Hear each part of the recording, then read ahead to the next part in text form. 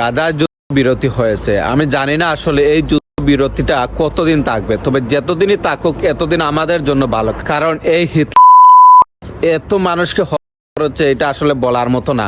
Already 45,000 মানুষের মতো হত্যা সে, কিন্তু এটা আমাদের মিডিয়ার রিপোর্ট 45,000, এর চেয়েও বেশি হতে পারে। কারণ এই পরিমাণ মানুষকে আসলে হচ্ছে এটা 50,000-এরও উপরে, কিন্তু আমরা মিডিয়ার কাছ থেকে যেই হিসাবটি জানতে পেরেছি এর হিসাব অনুযায়ী হচ্ছে গিয়ে 45,000 মানুষকে হত্যা করেছে এই নেতানিয়াহু। আজকের দিনটা খুবই স্পেশাল এর জন্যই, কারণ আজকের দিনটা এই যুদ্ধ হয়েছে এবং এটা কতদিন থাকবে একমাত্র আল্লাহ ভালো জানেন। তবে যতদিনই থাকুক আমাদের মুসলিম বেঁচে থাকবে এটাই আমি ভালো জানি। কারণ মুসলিম দেশগুলোর মধ্যে একতা নাই, এই একতা নাই এর জন্যই আসলে আমাদের নিরীহ ভাই বোনদেরকে হিটলারের বাচ্চা হত্যা করেছে।